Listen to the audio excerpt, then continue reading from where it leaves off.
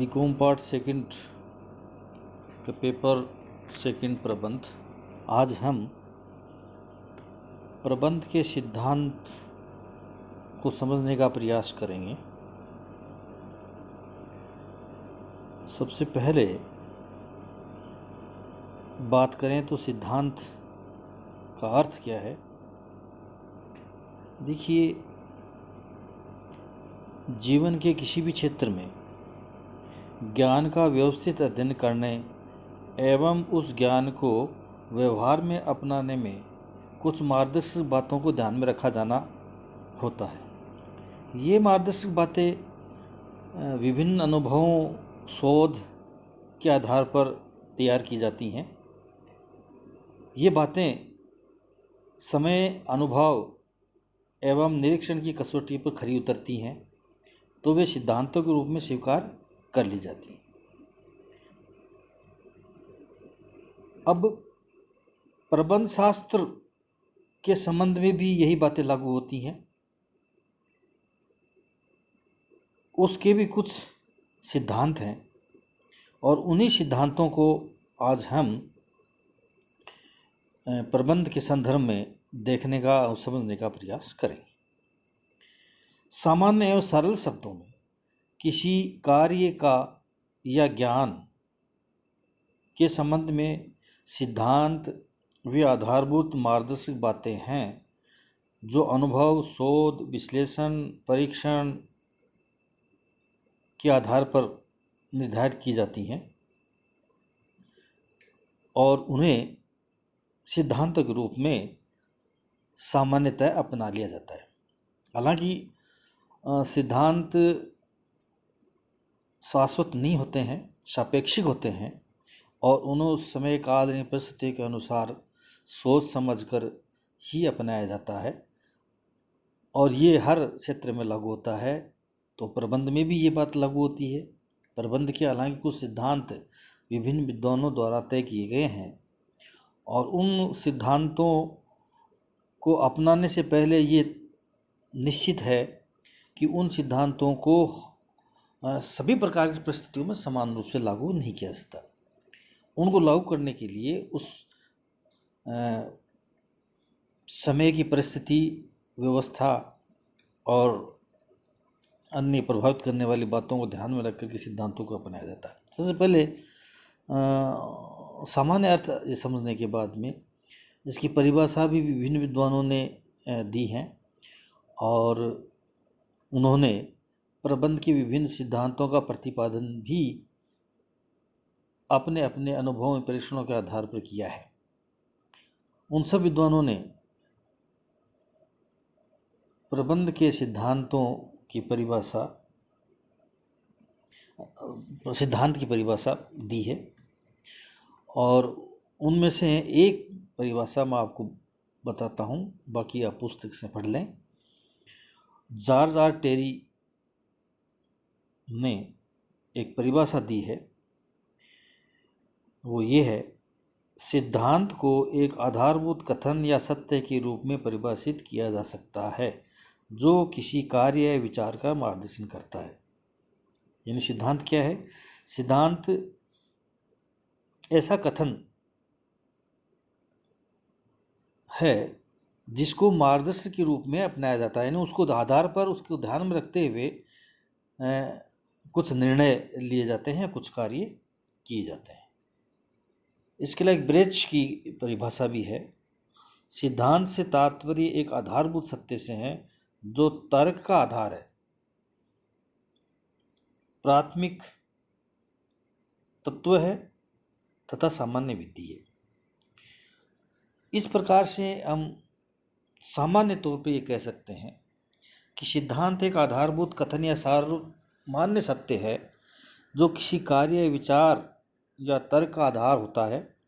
सिद्धांत ऐसी मार्गदर्शक बातें होती हैं जिन्हें कई बार सामान्य नियम या कानून के रूप में स्वीकार कर लिया जाता है जो हमारे आचरण या व्यवहार का पहरेदार बन जाता है, किंतु सिद्धांत का पालन न करने पर कोई दंड नहीं दिया जाता है। ये एक विशेष बात है कि सिद्धांत अनुभव, शोध, विश्लेषण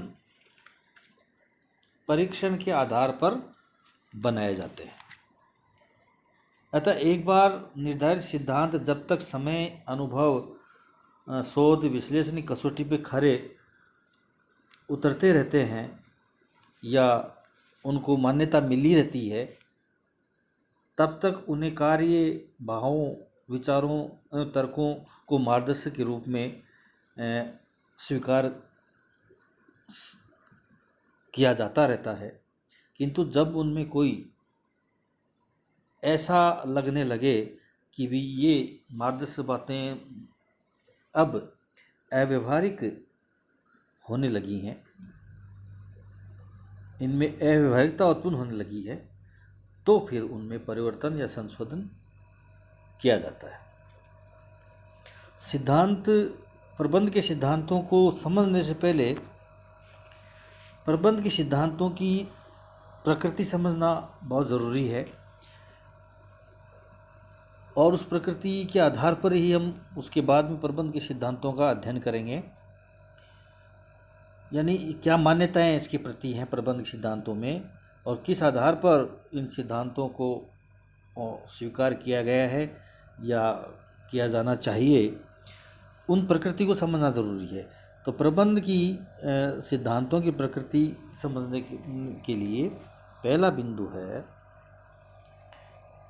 गतिशील। यानी प्रबंध एक गतिशील वातावरण में कार्य करता है, अतः उनके सिद्धांत भी गतिशील होते हैं, समय एवं परिस्थितियों के साथ परिवर्तित होते रहते हैं, उनमें सुधार भी होता रहता है, और ऐसा प्रबंध के क्षेत्र में शोध एवं परीक्षणों के कारण संभव हो पाता है। यानी प्रबंध में नियमित रूप से शोध होते रहते हैं, नए नए विचार आते रहते हैं, तो उसी आधार पर प्रबंध के सिद्धांतों में परिवर्तन भी होता है। इसलिए ये हम कह सकते हैं कि प्रबंध गतिशील है, क्योंकि ये गतिशील वातावरण में कार्य करता है। दूसरा है आधारभूत किंतु अंतिम नहीं है। प्रबंध के सिद्धांत सर्वमान्य सत्य, आधारभूत सत्य होते हैं, किंतु ब्रह्म वाक्य नहीं है। अर्थात जो 100% सत्य एवं सभी परिस्थितियों में व्यवहार योग्य नहीं है। ये कार्यों, व्यवहार एवं विचारों के मार्गदर्शन मात्र होते हैं, न कि नियम या कानून।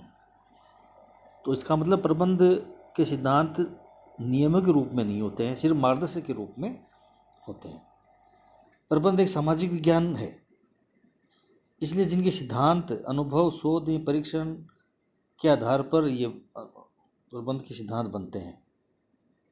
अब अगर अनुभव के आधार पर बनते हैं, इसका मतलब ये हुआ कि कुछ भिन्न अनुभव होता है, किसी को कुछ अनुभव होता है, तो उसके आधार पर सभी के अपने विचार बनते हैं, और अलग अलग शोध से अलग अलग परिणाम भी प्राप्त किए जाते हैं। इसलिए प्रबंध के सिद्धांत सर्वमान्य एवं सत्य तो होते हैं, लेकिन अंतिम नहीं होते। तीसरा, प्रबंध की प्रकृति को समझने के लिए हम लेते हैं लोचशीलता। लोचशीलता मतलब उसमें परिवर्तनीयता, फ्लेक्सिबिलिटी। तो प्रबंध के सिद्धांत लोचशील माने जाते हैं, जड़ या बेलोच नहीं है। हालांकि इसमें लगातार परिवर्तन होते रहे हैं और आगे भी होते रहेंगे। प्रबंध के सिद्धांतों की एक विशेषता ये भी है कि ये लोचशील है। इन्हें परिस्थितियों के अनुरूप समायोजन करके अपनाया जाना चाहिए। यानी सभी परिस्थितियों में ये समान रूप में उपयोग में नहीं लाए जाते हैं। प्रबंधकों को इन्हें भौतिक शास्त्र के गुरुत्वाकर्षण के सिद्धांत की भांति नहीं समझना चाहिए, क्योंकि ये एक सामाजिक व्यवस्था में अपनाए जाते हैं, ये सामाजिक कला के रूप में माने जाते हैं। अतः इन सिद्धांतों को अपनाते समय सहज एवं सरल भाव रखना चाहिए, यानी कठोर दृष्टिकोण नहीं होना चाहिए। इन सिद्धांतों को अपनाते समय प्रबंधकों को पर्याप्त दूरदर्शिता और मानवता का परिचय अवश्य देना चाहिए। ये इसकी प्रकृति है। नेक्स्ट प्रकृति है सापेक्षता, रिलेटिव। प्रबंध के सिद्धांत जो हैं वो सापेक्षिक हैं। जैसे अर्थशास्त्र के प्रत्येक सिद्धांत में ये शर्त लगी रहती है कि यदि अन्य बातें समान रहे तो ये सिद्धांत लागू होगा। ठीक उसी प्रकार प्रबंध में ये शर्त लागू होती है, यानी परिस्थितियों में परिवर्तन होने पर प्रबंध के सिद्धांतों का अपेक्षित प्रभाव नहीं हो सकता है। अतः प्रबंध के सिद्धांत परिस्थितियों से जुड़े होते हैं। अनुकूल परिस्थितियों पर प्रबंध को सिद्धांत अनुकूल परिणाम देंगे और प्रतिकूल परिस्थितियों में प्रतिकूल परिणाम उत्पन्न होते हैं।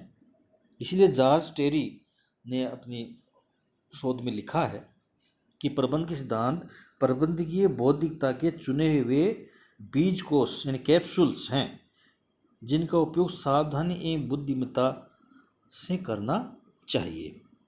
इसलिए ये प्रबंध के सिद्धांत को अपनाने से पहले हमें इस बात का ध्यान रखना चाहिए कि ये सिद्धांत जो है सापेक्षिक हैं।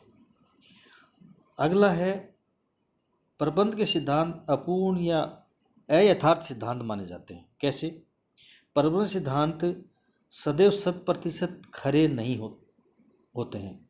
कई बार परिस्थितियां समान हो तब भी दो विभिन्न समयों पर प्रबंध के सिद्धांतों के परिणाम अलग अलग हो सकते हैं। जैसे उदाहरण के रूप में किसी भी संस्था या किसी प्रोडक्ट का विज्ञापन अगर दिया जाता है और समान समय में, जैसे महीने के पहले दिन, उस विज्ञापन के रिजल्ट अलग हो सकते हैं और उसी महीने के पहले दिन के अगले महीने के पहले दिन उस सप्ताह में उसके रिजल्ट अलग हो सकते हैं।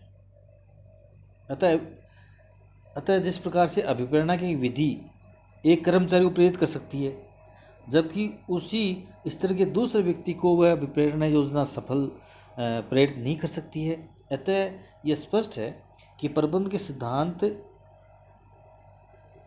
अपूर्ण होते हैं, सदैव 100% खरे एवं समान परिणाम नहीं देते हैं। ये प्रकृति प्रबंध के सिद्धांतों की। अगला प्रबंध के सिद्धांत की प्रकृति में सार्वभौमिकता है। यह सही है कि प्रबंध के सिद्धांत जो है सभी आकार प्रकार के संगठनों एवं संस्थाओं में अपनाया जा सकता है। दूसरे शब्दों में इन सिद्धांतों को मंदिरों, गिरजाघरों, घरों, मस्जिदों, व्यवसायिक संस्थाओं, राजनीतिक संगठनों में अपनाया जा सकता है।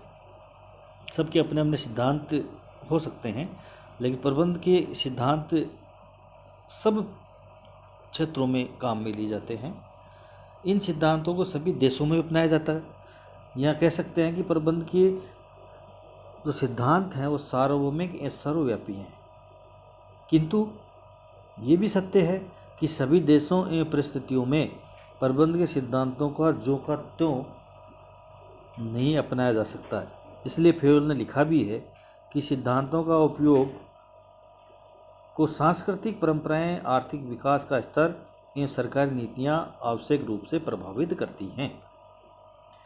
अगला प्रबंध के सिद्धांतों की प्रकृति में हम कह सकते हैं सिद्धांत नीतियों से भिन्न होते हैं। देखिए, सिद्धांत अनुभव, शोध एवं परीक्षण के आधार पर निर्धारित कार्यों एवं विचारों के लिए मार्गदर्शक हैं, ये अपन देख चुके हैं। जबकि नीतियाँ क्या हैं? नीतियाँ संस्था के उच्च अधिकारियों द्वारा, उच्च मैनेजमेंट द्वारा वे मार्गदर्शक निर्धारित तत्व हैं जिनके आधार पर संस्था डिसीजन करती है, निर्णय लेती है।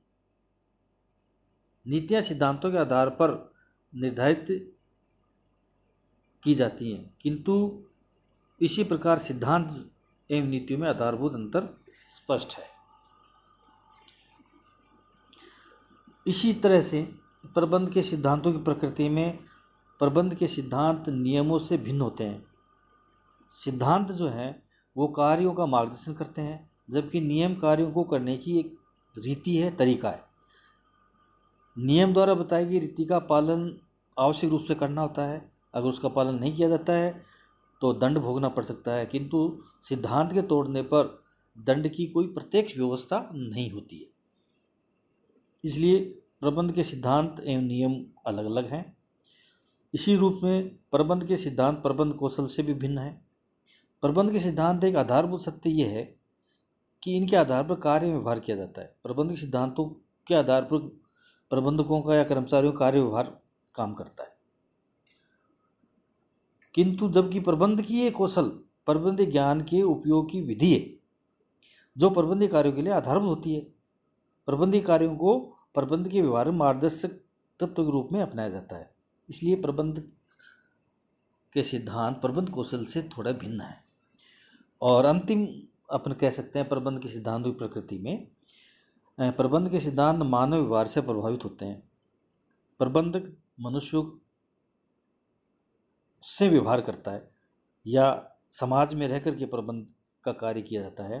अतः प्रबंध के सिद्धांत मानव व्यवहार के निर्देशन के संबंध में लागू किए जाते हैं, किंतु मानव व्यवहार एवं परिस्थितियाँ परिवर्तनशील एवं संवेदनशील हैं। अतः प्रबंध के सिद्धांतों की सफलता एवं विफलता मानव व्यवहार के प्रत्यक्ष रूप से प्रभावित होती हैं।